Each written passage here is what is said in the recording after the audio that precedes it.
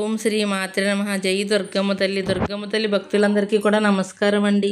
అందరూ కూడా సుఖంగా సంతోషంగా ఎప్పుడూ కూడా ఆనందంగా ఉండాలి అని చెప్పి ఆ దుర్గమ్మ తల్లి తరపున నేను కూడా మనస్ఫూర్తిగా కోరుకుంటున్నాను. ఈరోజు దుర్గమ్మ తల్లి అందించే సందేశం ఏమిటి అంటే కనుక, బిడ్డ, చివరి అవకాశం అదృష్టం గుమ్మంలో నిలబడి ఉంది, ఆహ్వానించమ్మా. ఇది వదిలితే నువ్వు సర్వం కోల్పోతావు బిడ్డ అని చెప్పి ఏదో ఒక తెలియని సందేశాన్ని ఈరోజు దుర్గమ్మ తల్లి మనకు అందించాలి అనుకుంటుంది. మరి దుర్గమ్మ తల్లి ఏ సందేశాన్ని అందించినా కూడా అది మన భవిష్యత్తుకు పునాది అని చెప్పి మనందరికీ కూడా తెలిసిన విషయమే కదా. మరి సందేశం వినే ముందు ఎవరికైతే దుర్గమ్మ తల్లి అంటే నమ్మకం ఉంటుందో వారందరూ కూడా ఈ వీడియోకి ఒక చిన్న లైక్ ఇచ్చి వీడియోని వినడం అయితే స్టార్ట్ చేయండి. కింద కామెంట్ సెక్షన్లో జై దుర్గమ్మ తల్లి అని చెప్పి టైప్ చేయడం మాత్రం అస్సలు మర్చిపోవద్దు. ఇక దుర్గమ్మ తల్లి యొక్క సందేశం విషయానికి వస్తే కనుక, బిడ్డ, ఇప్పటి వరకు ఎన్నో అవకాశాలు అనేవి నీ గుమ్మంలో అడుగుపెట్టాయి.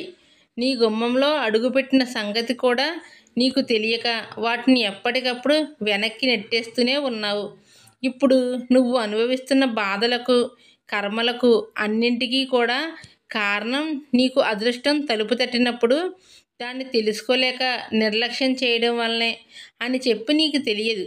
కనుక ఇప్పుడైనా కానీ నువ్వు ఆ అదృష్టాన్ని దక్కించుకోవాలి అన్న ఉద్దేశంతోనే ముందుగా నేను నిన్ను హెచ్చరించడానికే నీ ముందుకు వచ్చాను బిడ్డ.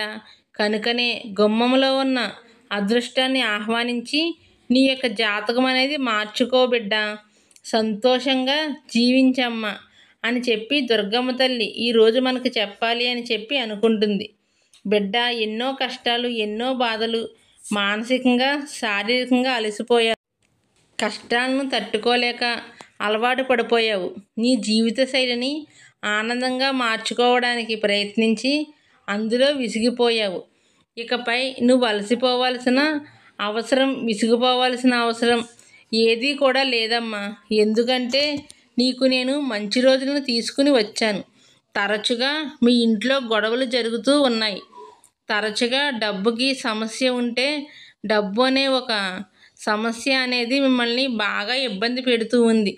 చిన్న చిన్న కోరికలను తీర్చుకోవడానికి కూడా అవసరమైనంత ధనం లేక చాలా ఇబ్బంది పడిపోతూ ఉన్నారు.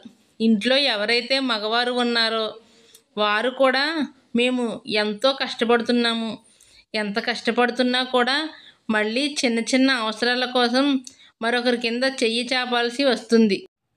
ఈ బాధలు ఏంటి అని చెప్పి బాధపడుతూ ఉన్నాను. అయితే బిడ్డ, ఎప్పుడైనా కానీ ఏ కష్టం నుంచి బయటపడాలన్నా కానీ కొన్ని మంత్రాలు అనేవి ఖచ్చితంగా మీ జీవితాల్లో ఒక మార్పు అనేది తీసుకుని వస్తాయి బిడ్డ. చెప్తే నమ్మవు కానీ నీకు ఒక చిన్న ఉదాహరణ చెప్తాను, జాగ్రత్తగా విను. ఇది నిజ జీవితంలో జరిగిన ఘటన. అసలు ఇది దేనికి ప్రభావితం చూపుతుంది? చాలామంది కూడా అంటూ ఉంటారు, మంత్రాలకు చింతకాయలు రాలుతాయా, వీళ్ళు మంత్రాలు చదవమని చెప్తారు. అసలు మంత్రాలకి మనుషుల యొక్క జీవన మనుగడకి సంబంధం ఏంటి అని చెప్పి మీరు రామాయణం కనుక గమనించి ఉన్నట్లయితే అందులో ఒక అధ్యయనంలో కొన్ని శ్లోకాలు అనేవి ఉంటాయి. ఆ శ్లోకాలను 21వ రోజు కనుక పఠించి తరువాత ఏదో ఒక బెల్లం పాయసాన్ని కనుక మీరు నమ్ముకున్న భగవంతుని ముందు కనుక పెట్టి ఆ ప్రసాదం భగవంతునికి స్వీకరింపచేసిన తర్వాత దాన్ని మీరు నైవేద్యంగా స్వీకరించినట్లయితే ఖచ్చితంగా సంతానం లేని వారికి సంతానం అనేది కలుగుతుంది. అయితే అది బాలకాండ. అసలు ఈ విషయం ఎలా రుజువైంది అని చెప్పి కొన్ని ఉదాహరణలు, ఒకే ఒక్కరి సమస్య, ఆ సమస్య నుంచి వారు ఎలా బయటపడ్డారు, ఈ యొక్క శ్లోకం అనేది వారి జీవితంలో ఎంతటి మార్పును తెచ్చింది అనేది చెప్తాను. ఇప్పుడు నీకున్న సమస్య నుంచి నువ్వు బయటపడడానికి కూడా ఏది చదివితే నువ్వు ఆనందంగా ఉండగలుగుతావు అనేది కూడా చెప్తాను. జాగ్రత్తగా విను. ఒక ఊరిలో ఇద్దరు అంటే భార్య భర్త ఉన్నారు. వారికి పెళ్ళైన తర్వాత సంవత్సరం లోపే ఒక అందమైన అమ్మాయి పుడుతుంది. ఇక అమ్మాయి పుట్టిన తర్వాత ఒక 2 సంవత్సరాల తర్వాత వాళ్ళ భార్యకు గర్భసంచికి కొంచెం ప్రాబ్లం అయితే అవుతుందన్నమాట. అయితే గర్భసంచిని అయితే తీసివేయరు, కానీ డాక్టర్లు ఒక చిన్న సర్జరీ చేయాలని చెప్తారు. ఆ విధంగా సర్జరీ చేసిన తర్వాత డాక్టర్లు చెప్పిన మాట ఏంటి అంటే కనుక, మీకు ఇక ఫ్యూచర్లో సంతానం అనేది కలగదు అని చెప్తారన్నమాట. అలా చెప్పిన తర్వాత ఈ భార్యాభర్తలు ఇద్దరికేమో సంతానం అంటే చాలా ఇష్టం. కానీ డాక్టరు ఏమో ఇక సంతానం కలగదు అని చెప్పారు. ఇక మీకు ఒక అమ్మాయి కూడా ఉంది కదా, మీకంటూ ఒక బిడ్డ ఉంది కాబట్టి ఇక మీరు సంతానం గురించి కూడా ఆలోచించకుండా మీ జీవితాల్లో మీరు హ్యాపీగా ఉండండి, మీ భార్యకి ఏ సమస్యలు కూడా లేవు అని చెప్తారు. అయితే ఇక వీళ్ళిద్దరికీ కూడా సంతానం అంటే ఇష్టం ఉంది, గర్భసంచి కూడా తీసేయలేదు కాబట్టి ఇంకా ఎక్కడైనా చూపించుకుందాం, ఒక డాక్టర్ మీద ఎందుకు ఆధారపడ్డామని చెప్పి నలుగురు డాక్టర్ల దగ్గరికి అయితే వెళ్తారన్నమాట. ఏ డాక్టర్ దగ్గరికి వెళ్ళినా ఆవిడ యొక్క స్కానింగ్ రిపోర్ట్ చూసి వాళ్ళు కూడా మళ్ళీ ఫ్రెష్గా స్కానింగ్ని తీసి వాళ్ళు చివరిగా చెప్పింది ఏంటి అంటే కనుక, మీకు సర్జరీ చేసిన డాక్టర్లే చెప్పి ఉంటారు కదండి, కాకపోతే మీ యొక్క తృప్తి కోసం మళ్ళీ స్కానింగ్ తీసాము, ఇక మీ భార్యకైతే ఇక ప్రెగ్నెంట్ అయ్యే ఛాన్స్ 100కి 100% లేదు అని చెప్పేస్తారన్నమాట. ఇక 5-6 సంవత్సరాలు అలా తిరిగి విసిగిపోతారు. ఎందుకంటే ఒక బిడ్డ ఉన్నా కూడా ఇంకొక బిడ్డ ఉంటే బాగుంటుంది అన్న ఉద్దేశంతో వాళ్ళ ప్రయత్నాలు వాళ్ళు చేస్తారన్నమాట. ఇక ఒకరోజు అబ్బాయి వాళ్ళ నాన్న చెప్తాడు, నాన్న ఎన్నో ప్రయత్నాలు చేసావు కదా, రామాయణంలో బాలకాండలో ఉన్న శ్లోకాలను చదువు నాయన, వీటిని 21 రోజు కనుక నువ్వు పఠించినట్లయితే ఖచ్చితంగా నీకు సంతానం కలుగుతుంది అని చెప్తారన్నమాట. అలా చెప్తే అబ్బాయి ఏమంటాడంటే, నాన్న ఏం మాట్లాడుతున్నావు, పెద్ద పెద్ద ఎంబీబీఎస్ ఎఫ్ఆర్సిఎస్ లండన్లో చదివిన వాళ్ళు కూడా నీ కోడలికి ఇక సంతానం కలగదు అని చెప్పేశారు, ఇక మంత్రాలకు చింతకాయలు రాలుతాయా, నాకు బిడ్డలు పుడతారా, ఏం మాట్లాడుతున్నావు అని అన్నాడన్నమాట. నాన్న ఎన్నో ప్రయత్నాలు చేసావు కదా, 21 రోజు ఈ శ్లోకాలను పఠించి నైవేద్యాన్ని పెట్టి ఆ నైవేద్యాన్ని భార్యాభర్తలు ఇద్దరూ స్వీకరించి ఒకసారి నా మాట వినండి నాయన అని చెప్తాడన్నమాట. ఇక తండ్రి అంటే చాలా గౌరవం, ఇప్పటి వరకు తండ్రి మాట ఎప్పుడూ కూడా జవదాటలేదు. అలాగే ఆయన కూడా శ్లోకాలు చదవడం అయితే మొదలు పెడతాడు. ఏంటి అంటే శ్లోకం చదివానా అంటే చదివాను అన్నట్లుగానే చదువుతాడన్నమాట. కరెక్ట్గా శ్లోకాలు రోజు చదువుకుంటూ వెళ్తాడు. అవి గట్టిగా కూర్చుంటే ఒక 40 నుంచి 45 నిమిషాలు అయితే పడతాయన్నమాట. వాటి నోరు తిరగదు కదా కొంతమందికి, సో వాటన్నింటినీ కూడా నోరు మంచిగా తిరిగేలా చేసుకుని జాగ్రత్తగా పఠిస్తాడన్నమాట. కరెక్ట్గా 20 రోజులు గడిచిపోతుంది. 21వ రోజు శ్లోకం చదువుదాము అని అక్కడ కూర్చున్నప్పుడు అతనికి ఒక ఫోన్ వస్తుంది. ఫోన్ ఎత్తి మాట్లాడితే అప్పుడు ఏం చెప్తారు అంటే, వాళ్ళ యొక్క వారసుల్లో ఎవరో కాలం చేశారు అని చెప్తారన్నమాట.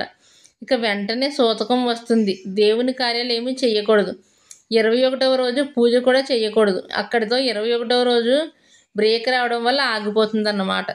సరే వచ్చే నెలలో చూద్దామని వచ్చే నెలలో మళ్ళీ మొదలు పెడతారు. ఈ విధంగా మొదలుపెట్టిన తర్వాత 15 రోజులు మంచిగానే ఉంటుంది. 16వ రోజు భార్యకు పీరియడ్ అయితే స్టార్ట్ అవుతుంది. అక్కడ ఆ శ్లోకం 2వ నెలలో కూడా ఆపేస్తారన్నమాట. ఇలా 3వ నెలలో వాళ్ళ తండ్రికి ఒంట్లో బాగోకుండా ఉండడం, 4వ నెలలో పాపకి ఏదో ప్రాబ్లం రావడం, 5వ నెలలో మళ్ళీ భార్యకి ఏదో ప్రాబ్లం రావడం, ఇలా దగ్గరగా 11 నెలలు అయితే గడిచిపోయాయి. ఇక ఆ అబ్బాయి అనుకుంటాడు, ఈ శ్లోకం 21 రోజులు నేను చదవలేకపోయాను, కేవలం 21 రోజులు వరుసనే చదవడానికి నాకు ఏదో ఒక ఆటంకం అనేది వస్తూనే ఉంది. ఇక రామాయణం అంటే రాముల వారిని మనస్ఫూర్తిగా తలుచుకోవాలి, నేను అదొక రకంగా మొదలుపెట్టాను, నమ్మకం లేకుండా అంటే మంత్రాలకి చింతకాయలు రాలుతాయని అన్నాను. నాయన రామయ్య తండ్రి, నేనైతే ఇప్పుడు నాకు సంతానం కూడా ఏమీ అవసరం లేదు, 21 రోజు ఈ శ్లోకాన్ని పఠించే అదృష్టం భాగ్యాన్ని నాకు కలిగించండి అయ్యా అని చెప్తాడన్నమాట. రామయ్య తండ్రిని వేడుకుంటాడు. ఇక మరుసటి రోజు నుంచి మొదలు పెడతాడు. మొదలు పెట్టేటప్పుడు ఈ 9 నెలల నుంచి శ్లోకాలు చదువుతూ అవే చదివినవే చదివి నోరు తిరగడం అంటే నోరు తిరగకపోవడంతో స్టార్ట్ అయిన శ్లోకం ఇప్పుడు అతనికి నోటెడ్ అయిపోయిందన్నమాట. అంటే అంత బాగా వచ్చేసిందన్నమాట. ఇక అలా చదువుకుంటూ వెళ్ళిపోతాడన్నమాట. ఒక పక్కన శ్లోకం నోట్లో నుంచి వస్తుంటే మరొక పక్క కంట్లో నుంచి కన్నీరు కారుతుంది. ఏంటంటే 21 రోజులు చదవలేకపోయాను. నేను దేవుని నమ్మాలా? నేను దేవుని హేళన చేశాను. ఏంటిది అసలు అని చెప్పి అనుకుంటూ వెళ్ళిపోతాడన్నమాట. అంటే చక్కగా చదువుతాడన్నమాట. 21వ రోజు ముగుస్తుంది. ముగిసిన తర్వాత వాళ్ళ నాన్నకి ఫోన్ చేస్తాడు. వాళ్ళ నాన్న వేరే ఊరు వెళ్తాడు. అప్పుడు వాళ్ళ నాన్నకి ఫోన్ చేస్తాడు. వాళ్ళ నాన్నకి ఫోన్ చేసి చెప్తాడు, నాన్న నేను శ్లోకం చదివాను, 21 రోజు కంప్లీట్ అయిపోయింది నాన్న. ఈ విషయం గురించి నాకు నమ్మకం లేదు అని చెప్పి ముందు మిమ్మల్ని హేళన చేశాను. నేను 9 నెలలు నేను ఆ దైవం మీద నమ్మకం లేక నిర్లక్ష్యం చేసి మంత్రాలను ఉచ్చరించడం వల్ల నాకు దైవానుగ్రహం కూడా కలగ నాకు 9 నెలల సమయం పట్టింది. మొత్తానికి రామయ్య తండ్రిని తలుచుకుని నేను ఈ రామాయణంలో బాలకాండం చదివాను నాన్న. అది మీరు చెప్పడం వల్ల నాకు ఇది సాధ్యపడింది. మీకు ధన్యవాదాలు నాన్నయ్య. రామయ్య తండ్రికి ధన్యవాదాలు నాన్న అని చెప్పి ఫోన్ పే చేసి చెప్తాడన్నమాట. అది చెప్పిన తర్వాత 21 రోజులు కంప్లీట్ అయిపోయిన తర్వాత కరెక్ట్గా 26వ రోజు వాళ్ళ ఆవిడ ప్రెగ్నెన్సీ టెస్ట్ చేయించుకుంటే ఆ ప్రెగ్నెన్సీ పాజిటివ్ అని వచ్చేస్తుంది. ఈ పాజిటివ్ రావడానికి ఏ డాక్టర్లు కూడా ఛాన్స్ ఏమాత్రం లేదని చెప్తారు.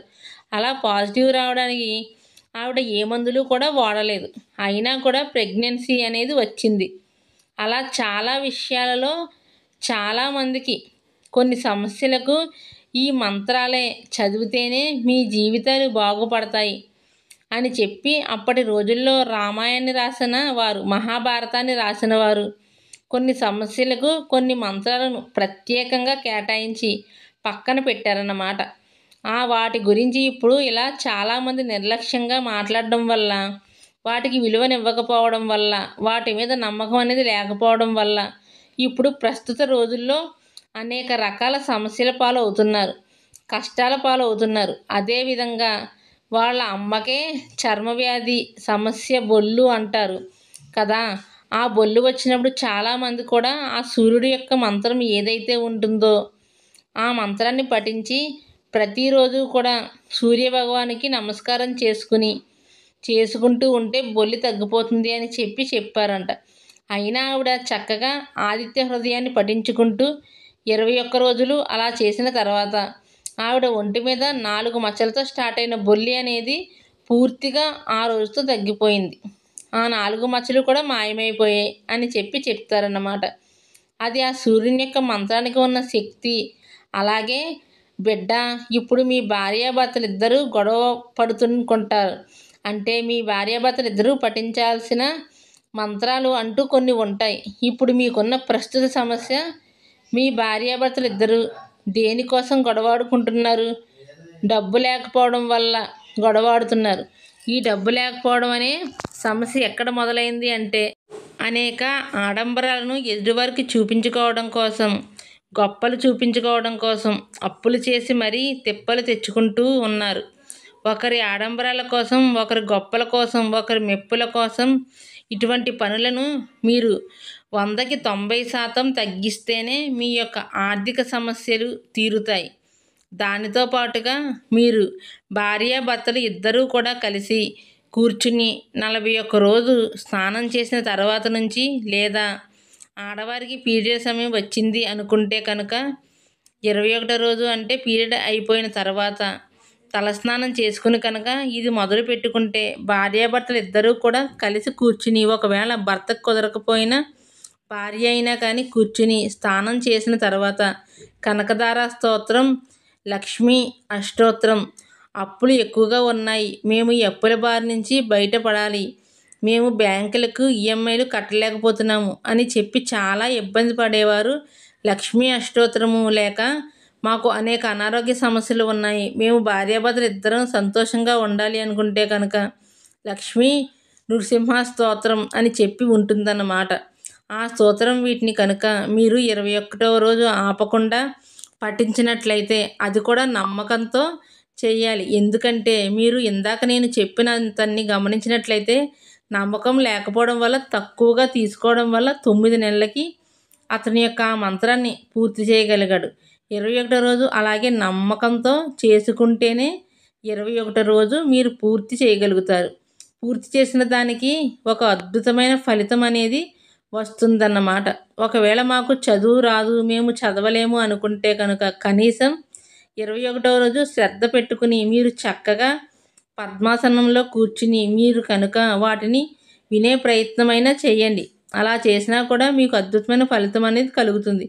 అంతేకాని శుక్రవారం వస్తే మేము ఎవరికి డబ్బులు ఇవ్వకూడదు, లేదా మంగళవారం వస్తే ఎవరి దగ్గర అప్పు తీసుకోకూడదు, ఇటువంటి మూఢనమ్మకాల జోలి మాత్రం వెళ్ళొద్దు. ఎందుకంటే శుక్రవారం ఎవరికైనా కష్టం ఉన్నా, ఆపద ఉన్నా కానీ వారిలోనే ఆ అమ్మవారిని చూసుకుని మీరు డబ్బులు ఇవ్వవచ్చు. దానివల్ల మీ యొక్క ఆస్తులు అమ్ముడు పోవు, మీరు కష్టాలు పాలైపోరు, లక్ష్మీదేవి మీ నుంచి వెళ్ళిపోదన్నమాట. మీరు సంతోషంగా ఉంటూ ఆనందంగా ఉంటూ మీకోసం కష్టపడే వ్యక్తులకు కనుక మీరు శుక్రవారం సహాయం చేసినా కూడా లక్ష్మీ కటాక్షం అనేది లభిస్తుంది.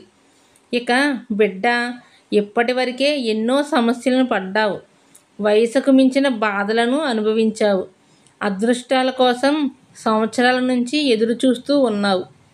నీ యొక్క అదృష్టపు గడియలు అనేవి నువ్వు ఈ వీడియో వినడంతో స్టార్ట్ అవుతున్నాయి కనుక ఇక నువ్వు దేని గురించి ఆలోచించకుండా ప్రస్తుతం నీకున్న సమస్యలు తీర్చుకోవడం కోసం నేను చెప్పిన ఆ కనకదార స్తోత్రం, లక్ష్మీ అష్టోత్తరం, లక్ష్మీ నృసింహ మంత్రం వీటిని కనుక నువ్వు 21 రోజు కనుక పఠించినట్లయితే ఇక నీ గుమ్మంలో ఇప్పటి వరకు అదృష్టం నిలబడి ఉంది. ఇకపై నువ్వు వీటిని చదివినట్లయితే ఆ యొక్క మహాలక్ష్మి అమ్మవారు నీ గుమ్మంలో అడుగుపెట్టి నీ కోరికలు, నీ కష్టాలు ఏవైనా కానీ వాటిని తీర్చే వెళ్తుంది బిడ్డ. ఇక వెళ్ళదు కూడా, ఎందుకంటే వాటిని మీరు జీవితాంతం కనుక చక్కగా పఠించి ప్రయత్నం కనుక చేసినట్లయితే అమ్మవారు మీ ఇంట్లోనే తిష్ట వేసుకుని కూర్చుంటుంది. ప్రతి ఒక్క మనిషికి కూడా కష్టాలు ఉంటాయి, కన్నీరు ఉంటాయి, బాధలు ఉంటాయి. ఈ బాధలను, కష్టాలను అన్నింటినీ నుంచి బయటపడి మనిషి ఆనందంగా జీవించడం కోసమే రామాయణం ఇంకా మహాభారతం ఇటువంటివన్నీ కూడా రచింపబడ్డాయి. ఇక మహాభారతం కనుక మీరు చూసినట్లయితే మీకున్న ఏ సమస్య మీరు మనసులో తలుచుకుని ఆ పుస్తకాన్ని ఓపెన్ చేస్తే మీ యొక్క సమస్యకు పరిష్కారం అక్కడే ఉంటుందన్నమాట. కనుకనే మంత్రాలు అనేవి ఖచ్చితంగా జీవితాల్లో గొప్ప గొప్ప మార్పులను తీసుకుని వస్తాయి. మీరు నమ్మి చేసినట్లయితే మరి దుర్గమ్మ తల్లి ఈరోజు మీకు అందించాలి అనుకుంటున్న సందేశం ఇదే బిడ్డ. ఎప్పటికైనా కానీ అవకాశాన్ని మాత్రం వదులుకోకు. అవకాశాన్ని, ఆనందాన్ని, అదృష్టాన్ని ఆహ్వానించు. ఇప్పుడు కూడా నువ్వు ఇది నమ్మకపోతే కనుక నువ్వు సర్వం కోల్పోతావు బిడ్డ అని చెప్పి దుర్గమ్మ తల్లి మనకి చెప్పాలి అని చెప్పి అనుకుంటుంది. మరి దుర్గమ్మ తల్లి అందించిన ఈ సందేశంలో ఉండే ఆంతర్యం ఏంటో పూర్తిగా మీ అందరికీ కూడా అర్థమైంది అని చెప్పి అనుకున్నాను. నచ్చింది అని చెప్పి అనుకున్నాను. నచ్చింది అనిపిస్తే ఈ వీడియోకి ఒక చిన్న లైక్ ఇవ్వడం మాత్రం మర్చిపోవద్దు. ఎందుకంటే దుర్గమ్మ తల్లి మీకోసం పడిన ఈ తపన వెనుక ఉన్న ఆంతర్యం ఏంటి అంటే కనుక ఖచ్చితంగా మీ జీవితాల్లో గొప్ప మార్పు రావాలి అని చెప్పి, ఆ మార్పు రావడం కోసం దుర్గమ్మ తల్లి చేసిన ప్రయత్నానికి ఒక చిన్న లైక్ ఇవ్వండి. మొదటిసారి మన ఛానల్లోకి వచ్చినట్లయితే కనుక మన ఛానల్ని సబ్స్క్రైబ్ చేసుకుని ప్రతిరోజు దుర్గమ్మ తల్లి సందేశాలు అనేవి పూర్తిగా వింటే మీ జీవితాల్లో గొప్ప గొప్ప మార్పులు అనేవి కలుగుతాయి అన్నమాట. దానికోసం మీకు కింద రెడ్ కలర్లో కానీ బ్లాక్ కలర్లో కానీ సబ్స్క్రైబ్ అనే బటన్ ఉంటుంది. దాన్ని ప్రెస్ చేసి పక్కనే ఆల్ సింబల్ అనే బెల్ని యాక్టివ్ చేసుకుంటే ప్రతిరోజు దుర్గమ్మ తల్లి సందేశాలు అనేవి మీకు నోటిఫికేషన్ రూపంలో వస్తాయి. మరి రేపు మరొక మంచి సందేశంతో తప్పకుండా కలుసుకుందాం. అంతవరకు అందరూ బాగుండాలి. సర్వే జన సుఖినో భవంతు. జై దుర్గమ్మ తల్లి.